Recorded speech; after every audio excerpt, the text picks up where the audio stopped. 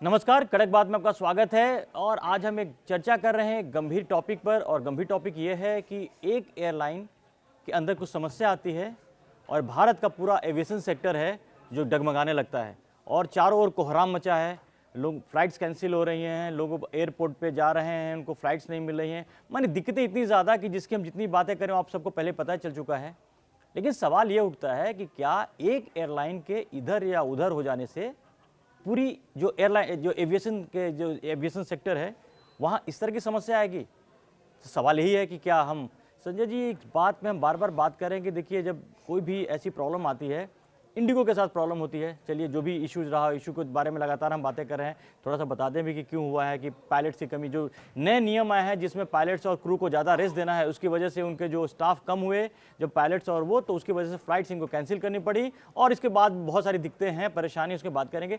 लेकिन सबसे बड़ा सवाल यही है कि कोहराम जो मचा है, यानी कि हम कितने कमज़ोर विकेट पर हैं। हमारी स्थिति इतनी वो है कि अगर एक एयरलाइन में थोड़ा सा अगर इधर से उधर हो जाए तो हमारी ये स्थिति हो सकती है। हमें ये भी नहीं भूलना चाहिए कि इंडिगो भारत का सबसे सक्सेसफुल और सबसे जो कहते हैं ना फायदे वाला एयरलाइन है, उसमें प्रॉब्लम आई है तभी हाल है। बाकी को क्या होगा तो उसकी तो बात ही अलग है। फिर देखिए, सबसे बड़ी बात यह है कि ये प्रॉब्लम इसलिए आ रही है क्योंकि इंडिगो एयरलाइन भारत की कोई मामूली एयरलाइन नहीं है। एविएशन मार्केट के 63% जो शेयर है उस पर उसका कब्जा है, डोमेस्टिक पर, यानी कि हाँ डोमेस्टिक पर, यानी कि भारत की सबसे बड़ी एयरलाइन है। अब आप उसके बाद देखेंगे 19% या 20% पे इंडियन एयरलाइंस है और बाकी जो बचता है 16-17% उस पर आकाशा, स्पाइस जेट और दूसरी जितनी भी हैं वो है। तो जब इतनी बड़ी एयरलाइंस है और उसमें एक संकट आता है, पायलटों की कमी हो जाती है। पायलटों की कमी अगर हो जाएगी तो विमान उड़ाने वाला कौन होगा, और इस कारण धड़ाधड़ फ्लाइट्स जो हैं वो कैंसिल होनी शुरू हो जाती हैं। तो जाहिर सी बात है कि अगर हमारी सबसे बड़ी एयरलाइन के साथ ये मुसीबत हो रही है तो उसका असर तो पूरे देश के एविएशन सेक्टर पर पड़ना ही पड़ना है। लेकिन मुझको ये हैरानी इस बात की है कि डीजीसीए जब ये नॉर्म लेकर के आता है और ये कहता है कि 1 नवंबर को इसको हमको लागू कर देना है, तो इतनी बड़ी एयरलाइन आखिर किस गफलत में थी, कहाँ थी, जो उसने कैलकुलेशन नहीं किया, वो इसके लिए तैयार क्यों नहीं थी, उसका कैलकुलेशन कहाँ गड़बड़ हो गया, उसके पास पायलटों की कमी कैसे हो गई? ये बहुत ढेर सारे सवाल हैं। बहुत ढेर सारे लोग ये कह रहे हैं कि वो जानबूझ करके ऐसा किया गया है ताकि डीजीसीए पर दबाव बढ़ाया जाए और समय लिया जाए। कुछ लोगों का ये कहना है कि नहीं, प्रॉब्लम इसलिए है क्योंकि उनके रोस्टर बनाने में समस्या है। अगर ये सही तरीके से रोस्टर बनाएंगे तो ये जो नए नॉर्म्स के हिसाब से ड्यूटी लगानी है, रोस्टर लगाना है, वो समस्या ही खड़ी नहीं होगी।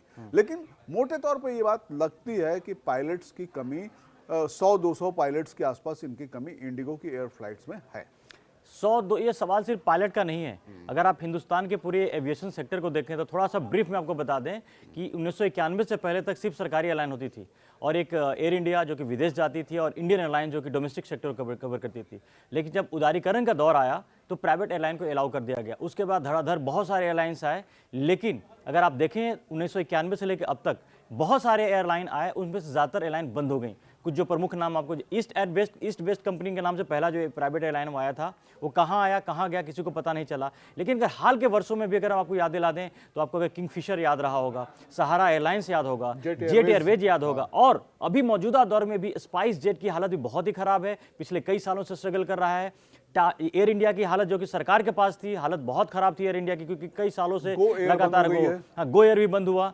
और लेकिन कम से कम एयर सरकार ने इसको अच्छी पहल इसलिए कहूंगा कि कम से कम टाटा को उन्होंने देख करके एयर इंडिया को एक नई लीज ऑफ लाइफ दी है, जिससे कि आप विदेशी सेक्टर और डोमेस्टिक सेक्टर दोनों कवर करने के लिए एक आपके लिए एक ऑप्शन आया है। लेकिन अभी भी सवाल वही है कि वहीं को हम पड़े हुए हैं कि आखिर ऐसी क्या वजह है कि भारत में एयरलाइन तो बहुत सारी आती हैं लेकिन उनमें से कुछ ही टिक पाती हैं। ज़्यादातर एयरलाइन का जो हाल हुआ है, जो कि हम नाम ये तो कुछ नाम गिना है हमने, अगर आप पूरे नाम पे अगर आ जाए तो मतलब उसमें 80-90% जो एयरलाइंस हैं वो बंद हो गई हैं।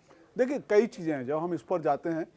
हालांकि मैं आपको बताऊं कि इंडिगो अकेली ऐसी एयरलाइन है जिसका 63% मार्केट पे कब्जा है और हर साल वो कम से कम पिछले साल का जो उसका 2024 का जो प्रॉफिट मेकिंग है 8,000 करोड़ का मुनाफा उसने कमाया है। लेकिन इसके उलट इंडियन एयरलाइंस, अभी हालांकि टाटा ने उसको टेक ओवर किया है, वो 4000 के घाटे में जा रही नहीं, है। वो तो खैर ऑब्वियस सी बात है, हाँ, क्योंकि प्लेन खरीदे जा रहे हैं, वो बिल्कुल, अलग बिल्कुल। उसका मुद्दा है। हाँ। लेकिन तब भी उसका जो परिचालन में सारी चीजें हैं उन सब में लेकर 4.5। और टाटा की जो दूसरी जो तमाम उसकी एयरलाइंस चल रही हैं, विस्तारा और दूसरी चीजें, उनको अगर हम ले लेंगे तो टाटा कुल घाटा जो है इसमें 6.5 करोड़ के आसपास का है। हालांकि वो घाटा बहुत तेजी से कम हो रहा है। दूसरी एयरलाइंस का भी जो है, जो वो छोटी एयरलाइंस है लेकिन वो भी घाटे में कभी होती हैं, कभी फायदे में होती हैं, उनका मिक्स है। उसमें सबसे बड़ा समस्या क्या है जो यहाँ पे देखने में आ रहा है कि विमानों का एक तो परिचालन की जो स्ट्रैटेजी होनी चाहिए वो शायद बहुत अच्छी नहीं है। इसी वजह से इंडिगो ने जब अपनी एक बेहतर स्ट्रेटजी बनाई, बहुत तेजी से एक्सपेंशन किया, और वो बहुत ऐसा नहीं कि बड़ी महंगी एयरलाइन है, बहुत सस्ती एयरलाइन है, बड़े टाइम से विमान लेकर के जाती है, और अपने पायलट्स का बड़े तरीके से उसने उपयोग भी किया कि किस तरह से उनकी शिफ्ट लगानी है, किस तरह से नहीं लगानी है, क्रू को किस तरह से लगाना है, कितनी फ्लाइट्स हम किस समय कहाँ भेजेंगे, वो सारी की सारी उसकी स्ट्रेटजी बिल्कुल परफेक्ट है। और उसने समय पर अपने एयरलाइंस के बेड़े को भी बढ़ाया, वो फायदे में है। इस मामले में ये बात सही है कि दूसरी एयरलाइंस को उससे सीखना चाहिए कि हमको अगर भारतीय एविएशन सेक्टर में रहना है तो हमारी किस तरह की स्ट्रेटजीज होनी होगी जिससे हमारा परिचालन का जो खर्च है वो कम हो। परिचालन का सबसे बड़ा खर्च पायलटों पर आता है, उनकी सैलरी देनी है, क्रू की सैलरी देनी है, ये मोटा ईंधन, इसका फ्यूल जो फ्यूल होता है काफी महंगा होता है, और इंटरनेशनल मार्केट से बहुत फर्क पड़ता है कि जिस समय अगर तेल का, अगर कच्चा तेल का अगर रेट ऊपर अगर होता है, उससे भी उनके काफी फर्क पड़ता है परिचालन में। और सबसे बड़ी बात है कि जो एयरलाइन सेक्टर में आपका खर्चा बहुत ज्यादा होता है काफी, इसमें अगर इनिशियल भी अगर आपका जो अमाउंट लगता है बहुत ज्यादा होता है, इसकी वजह से भी दबाव में होती हैं कंपनियां, दबाव में होती हैं, और बाद में जो अपने प्रॉफिट को बढ़ाने के लिए कई सारे चीजें, जो जैसे पहले भी डीजीसीए के जो रूल थे उसमें काफी वो किया गया, उसको डाइल्यूट किया गया। यही डीजीसीए है जिन्होंने पहले जब एयर इंडिया सरकारी एयरलाइन हुआ करती, तमाम चीज़ बहुत सारे इसमें वो किया था। और जब एयर इंडिया का जो इंटरनेशनल फ्लाइट जो क्रैश हुआ अहमदाबाद में जून 2000 इसी साल 2 जून में, उसके बाद फिर सेफ्टी के नाम पर जो पायलट्स को और क्रू को रेस्ट देने की जो बात थी, खासकर पायलट्स के रेस्ट देने की बात थी, नए नॉर्म्स चेंज होते हैं, और उसका असर ये हुआ कि उसके कुछ महीने के अंदर ही जो आपका देश का सबसे बड़ा जो एयरलाइन है वो ठप पड़ जाता है, उसकी हालत खराब हो जाती है, और पूरा परिचालन जो है आपका, जो एयर ट्रैफिक जो है एक तरह से वो अभी जाम जो कहते सकते हैं कि अवरुद्ध है, और उसमें बहुत सारी प्रॉब्लम्स आ रही हैं। धर्मेंद्र जी, एक तो सबसे बड़ी समस्या ये है कि हमारे देश में पायलट्स की कमी है। खुद इंडिगो के पास जो टोटल पायलट्स की संख्या है वो 5,500 के आसपास है, और ये कम नहीं होता है। लेकिन पायलट्स को सिखाने के लिए जो इंस्टीट्यूट होने चाहिए जहाँ से वो सीख करके निकले, उनकी बहुत कमी है। दूसरे जो सीखे हुए पायलट्स आते भी हैं, वो जब एयरलाइंस पे आते हैं तो वहाँ पे भी उनकी ट्रेनिंग होती है, और वो बहुत महंगा खर्चा है। तो कुल मिलाकर के इनका जो पायलट्स का बैकअप है, पायलट कितने आने चाहिए, उनको किस तरह से ट्रेनिंग देनी चाहिए, और वो किस तरह से फिर उनका रोस्टरिंग होगा, उसमें है दिक्कतें वहाँ पर हैं। पायलटों की संख्या अभी अब आप मानिए कि भारत में जितने जहाज उड़ रहे हैं, जितने पायलट हैं, उनमें से बहुत ढेर सारे तो विदेशी हैं, भारतीय पायलट ही नहीं है। तो एक चीज जो साफ तौर पे मैं महसूस करता हूँ, जिस तरह से हमारे दूसरे सेक्टर हैं, इंजीनियरिंग का सेक्टर है, मेडिकल का सेक्टर है, दूसरे समान, उसमें प्रॉपर इंस्टीट्यूट हैं, ट्रेनिंग की जगह हैं, वैसा अभी हमारे पास पायलट्स का नहीं है, जो कि होना चाहिए। तो इसमें मुझको लगता है कि सरकार इस तरफ भी ध्यान देगी, कोई इस तरह का एक ऑर्गेनाइजेशन या इंस्टीट्यूट आएगा जो पायलट्स की कमी को दूर करेगा। असल में ये एक तरह से आंख खोलने वाली बात है। जो इंडिगो की प्रॉब्लम है यहाँ पर, सरकार और डीजीसीए और जितने प्राइवेट एयरलाइंस भी है, और सरकारी तो एयरलाइन बचा नहीं है अब, जितने भी एयरलाइंस है कंपनी, सबके लिए एक आई ओपनर है कि यहाँ से आपको एक ऐसी स्ट्रेटजी बनानी है कि इस तरह की समस्या नहीं, क्योंकि ये ऐसा नहीं कि एकदम से प्रॉब्लम आ गई, इस तरह की आशंका थी। डीजीसीए यहाँ पर मानता हूँ कि डीजीसीए ने भी, ठीक है, अच्छी बात है कि सेफ्टी के नाम पर उन्होंने कुछ नए नियम बनाए, लेकिन उनको भी एक कहीं ना कहीं पर एक रियलिस्टिक टारगेट भी देना चाहिए। अगर इस तरह की प्रॉब्लम आई है तो कहीं एक कम्युनिकेशन गैप भी रहा है, या आप जैसा कह रहे हैं कि इंडिगो ने ऐसा कुछ जानबूझ के किया, क्या किया, तमाम अभी तो जांच का विषय है, क्योंकि सरकार अब इस मसले पे जांच बैठ गई है, और इसमें इंडिगो के जो पूरे जो उनके जिस तरह का सिस्टम है उस पर भी जांच होगी, और डीजीसीए भी इसको लेकर काफी चीजें हैं। लेकिन सवाल ये उठता है कि अगर कोई एक कंपनी अगर गलती भी करे, इसका नुकसान किसको हो रहा है? देश को हो रहा है। आज पूरी आपकी एक तरह से ठप पड़ गई है। हालांकि अब धीरे देश में सुधार आ रहा है, इंडिगो ने यह भी कहा है कि जल्दी समस्या से मतलब वो हो जाएंगे, लेकिन इसको फिर भी नॉर्मल होने में, जो पहले की तरह नॉर्मल होने में कम से कम 2 महीने का टाइम लगे। इंडिगो का ऑफिशियल स्टेटमेंट है कि फरवरी से तब नॉर्मल हो जाएगा, यानी फरवरी से तो पूरा नॉर्मल कर देंगे। हाँ। ऐसे भी उनकी फ्लाइट्स में उनका ये कहना है कि 1-2 दिन में हम काफी हद तक उसको पटरी पर ले आएंगे। हाँ।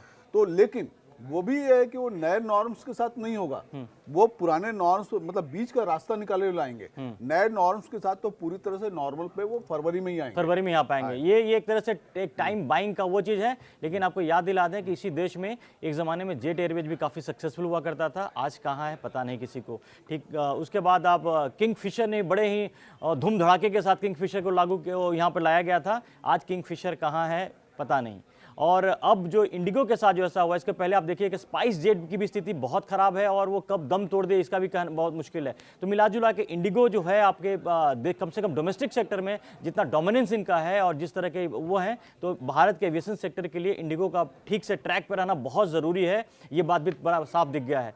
तो क्या अब लेकिन ये सरकार क्या ऐसा कुछ करेगी, क्योंकि नए नए बहुत सारे एयरपोर्ट्स बन रहे हैं, नए नए एयरलाइंस आ रहे हैं, काफ़ी फ्लाइट्स को एक्सपेंशन मिल रहा है, लेकिन साथ साथ ये भी ध्यान देना होगा कि उन विमान को चलाने वाले जो पायलट्स हैं और बाकी जो क्रू हैं उनकी भी वो भी आपको पर्याप्त मात्रा में चाहिए, पर्याप्त संख्या में चाहिए, अदरवाइज ये प्रॉब्लम फिर दोबारा हो सकती है, इसका ध्यान रखना भी जरूरी है। तब देखते ही हैं कि क्या इस प्रॉब्लम के बाद आंखें खुलती हैं सरकार की भी, डीजीसीए के भी और एयरलाइन की भी, क्योंकि ये बड़ा ही क्रिटिकल मौका ऐसा है कि लगा कि पिछले जो जिस तरह से कोहराम मचा है ये होना नहीं चाहिए था अगर कायदे से तो वो करके, लेकिन जब हुआ है तो यहाँ से सीख ले करके आगे कुछ बढ़ेंगे ताकि एविएशन सेक्टर में और सुधार हो और इस तरह की स्थिति दोबारा ना हो।